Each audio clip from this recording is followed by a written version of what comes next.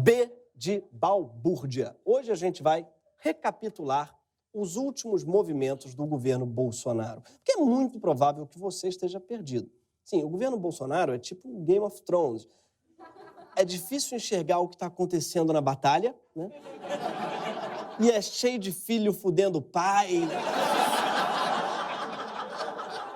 Por isso, ouçam a única pessoa em quem sempre se pode confiar nessa série. O anão.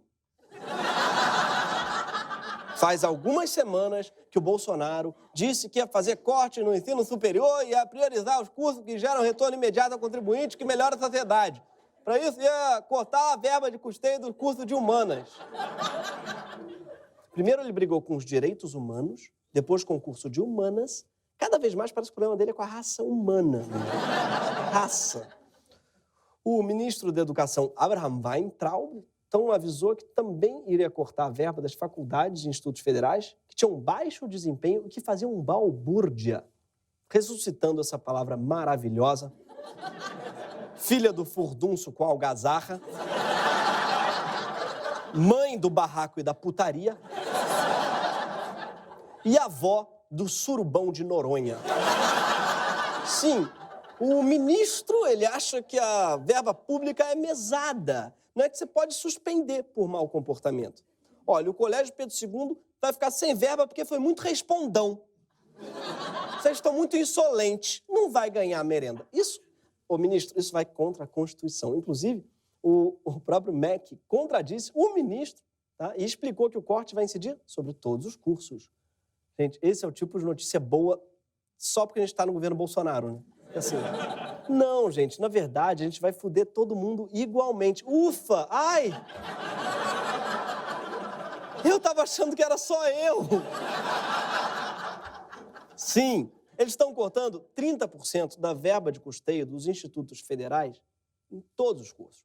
Curiosamente, os cursos mais afetados são justamente os de exatas e biológicas. Sim, porque humanas usam menos verba de custeio. Afinal, quanto custa uma miçanga?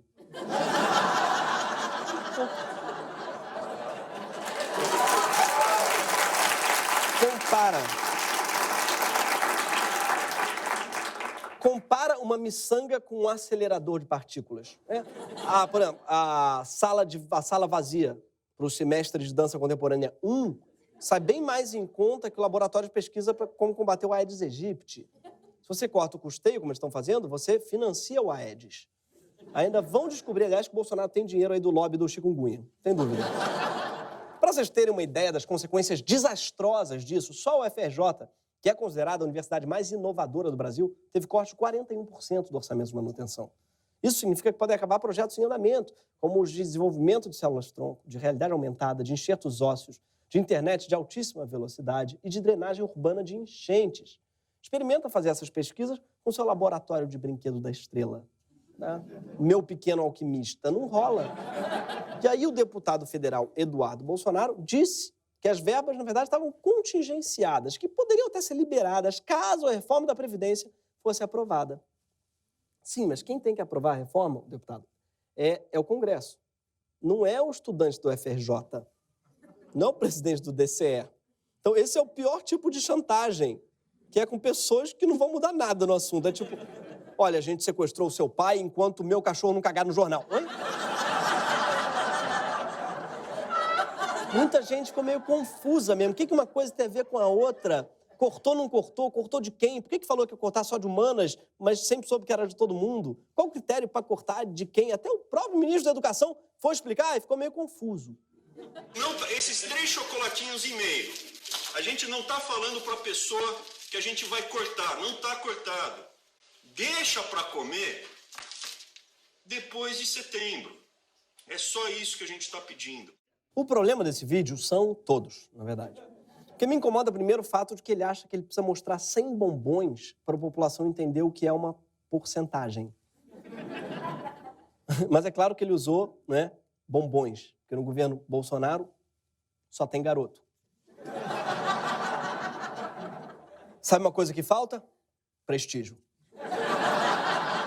Também podia ter mais talento, com certeza. Por exemplo, eu não vi ali um diplomata. Não vi. eu tenho a sensação de que a gente ainda vai ter uma surpresa. Então, vamos ficar de olho no lance.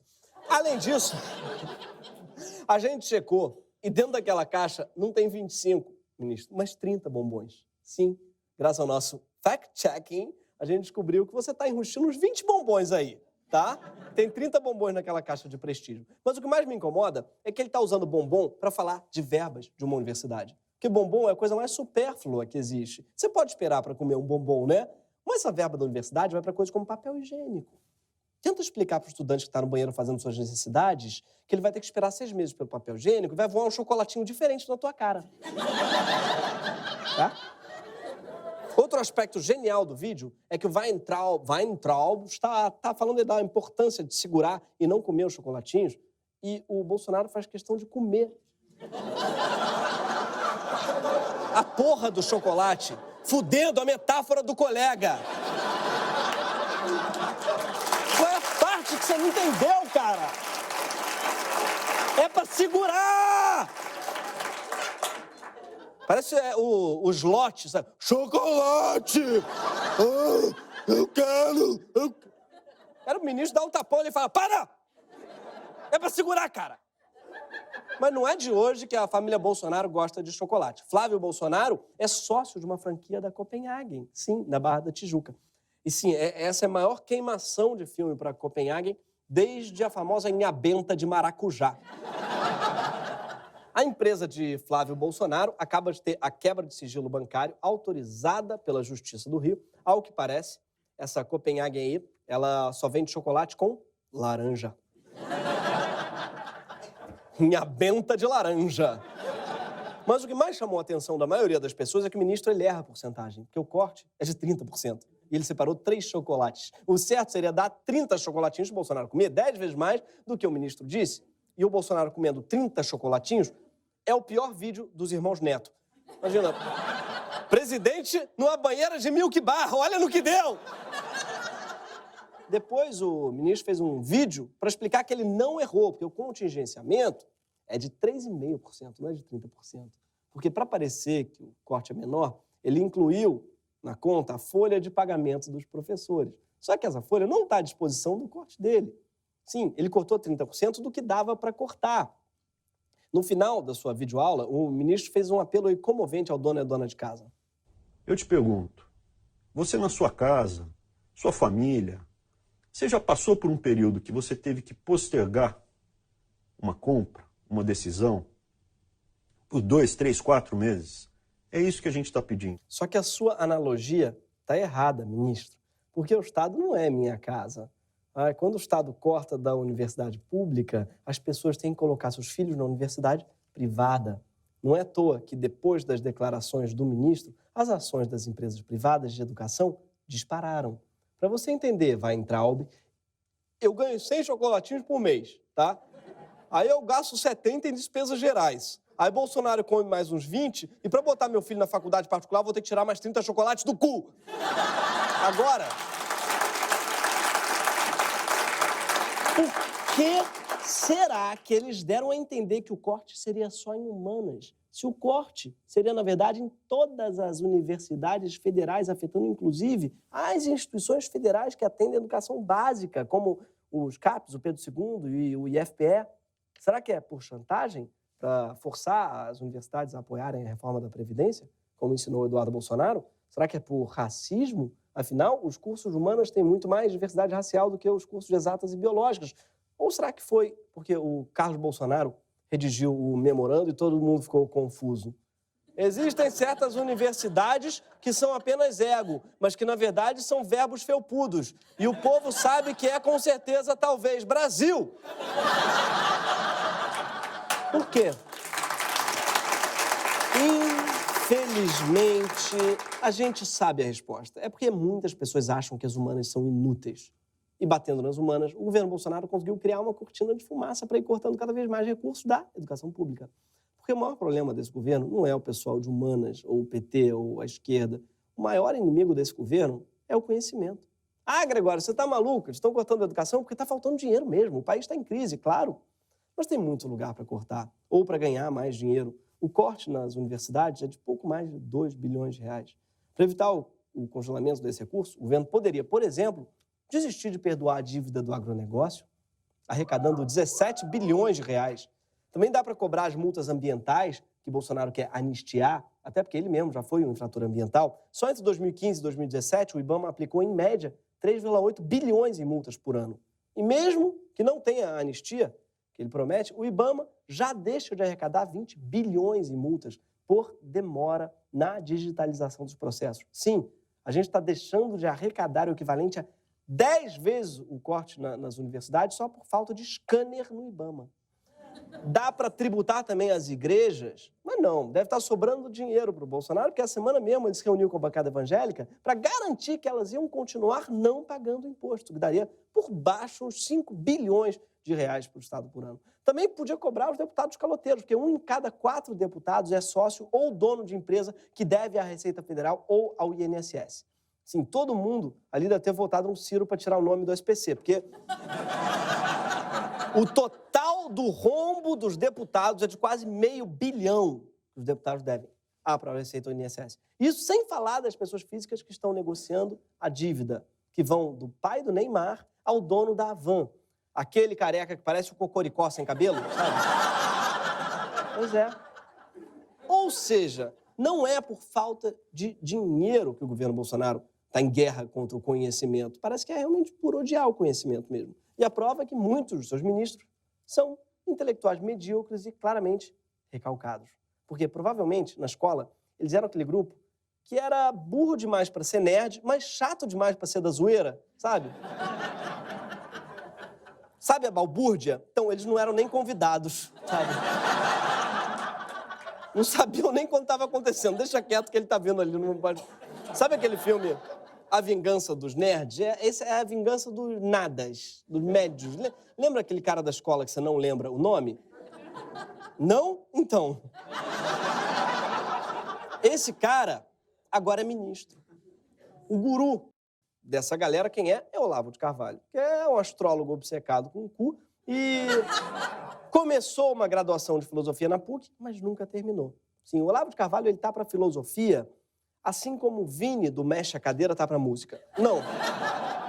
Eu minto, desculpa. O Olavo de Carvalho tá para filosofia, assim como o Vini do Mexe a Cadeira está para filosofia. Mas desculpa, eu minto de novo, porque o Vini do Mexe a Cadeira é mestre em filosofia pela Universidade de Buenos Aires. E o Olavo de Carvalho não. Palmas pro Vini, de verdade, gente. O Vini tem mais gabarito, tá, em filosofia do que o guru desse governo. Ou seja, a gente estaria numa situação melhor se o Bolsonaro tivesse pedindo conselho pro Vini do Mexe a Cadeira. Tem também a Damares, que é a ministra favorita aí do Greg News. A Damares tem o currículo mais impressionante do Ministério Bolsonaro. Sim, porque ela não fez mestrado na UFRJ, nem em Harvard, nem na Sorbonne, mas sim com ele mesmo, o nosso Senhor Jesus Cristo. Ela se considera mestre em educação, direito constitucional e direito da família, pois, segundo ela, os pastores recebem o título de mestre segundo a perspectiva cristã. Legal!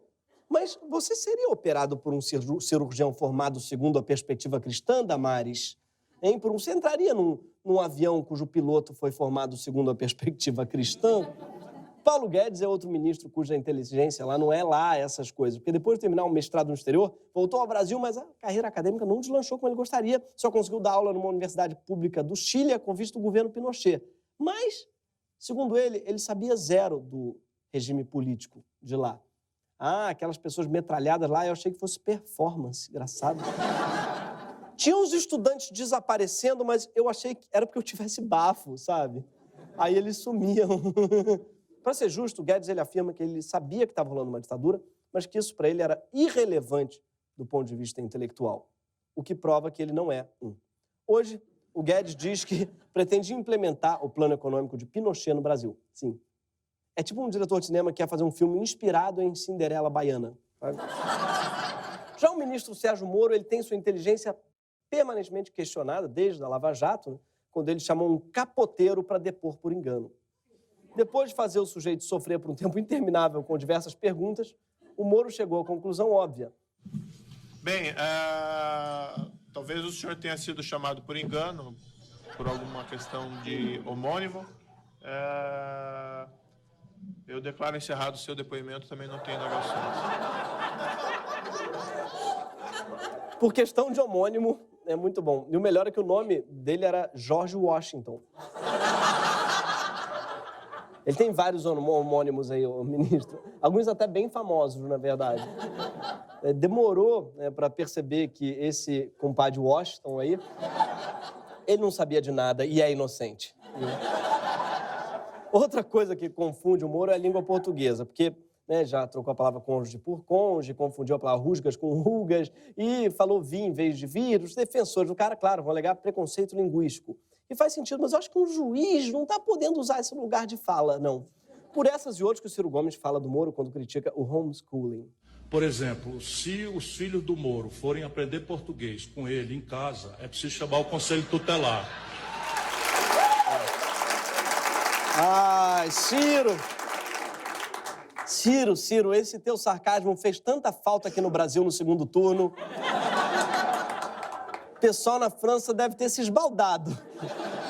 Mas também foi no programa do Bial que o Moro tentou pagar de letrado, de culto, dizendo que gosta de ler biografias, mas ficou um bom tempo sem conseguir lembrar de nenhuma. Olha, eu gosto bastante de ler biografia.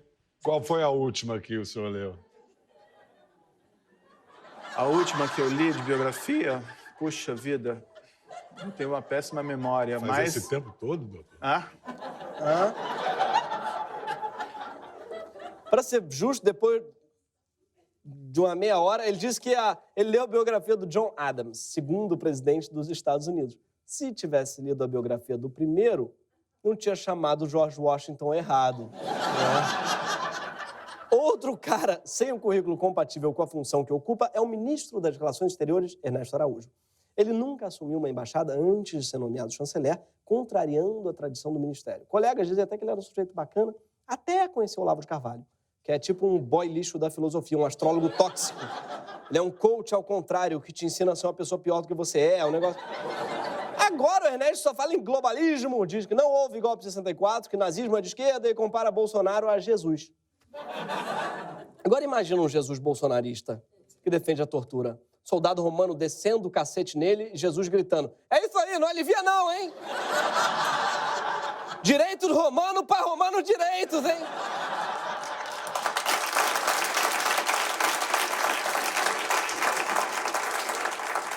O nosso ministro, ele é versátil, ele também quis levar a sua mediocridade, é mais uma área de atuação, e levou para a literatura. Sim, o Ernesto Araújo é escritor e lançou 3 livros de ficção.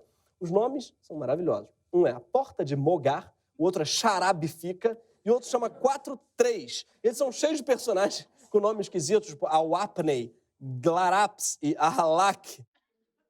Parece uma Game of Thrones da Record, os nomes. Não se tem notícia de ninguém que tenha lido essas pérolas. Então, sabe onde não teve balbúrdia? No lançamento desses livros. Já o ministro da Educação, Abraham, vai entrar no Uber, ele tem especialização. Infelizmente, é como economista. E vocês que viram o vídeo dele explicando o corte de verba já sabem como ele se sai nessa área. Abraham vem em trauma, não é de hoje que ele manda mal, Alguém vazou o boletim dos primeiros semestres do Vem Trauma na USP e o desempenho dele é constrangedor, tem 0 de cima a baixo. Quer dizer, é menos constrangedor do que o vídeo que ele fez para justificar esse desempenho. Esse primeiro ano e meio, meus pais se separaram. Teve o plano Collor, minha família desmanchou.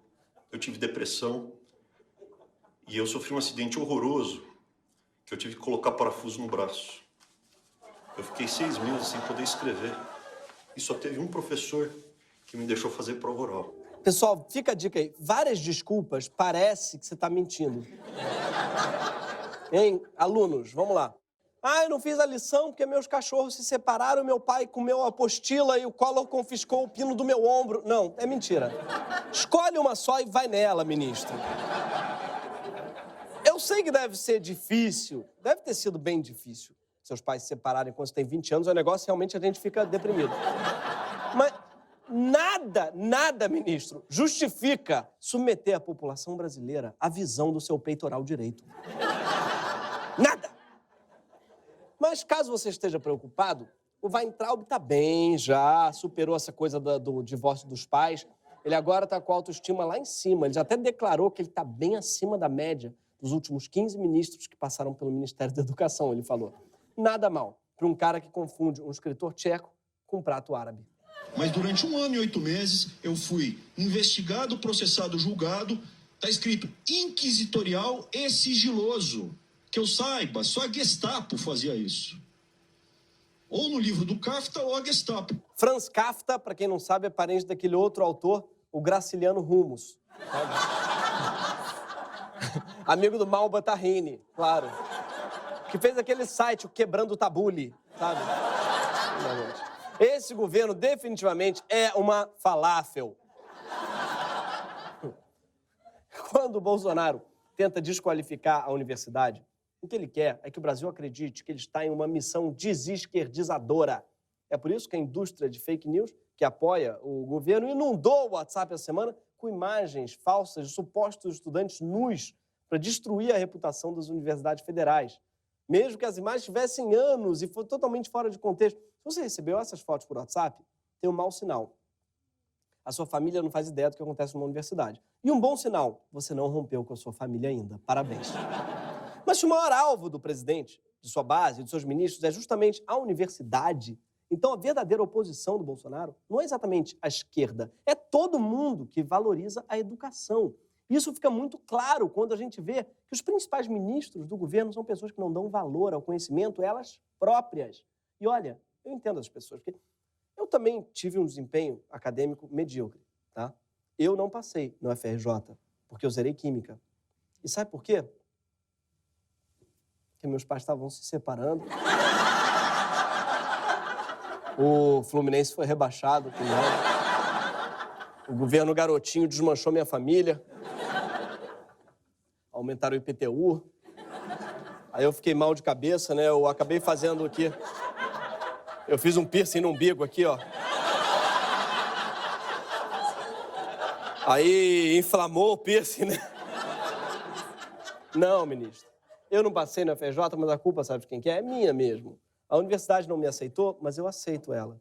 Eu desejo a todas as inimigas vida longa. Mentira. Não é minha inimiga. Muito pelo contrário. Sim, a gente não passou, eu não passei, porque não teve química.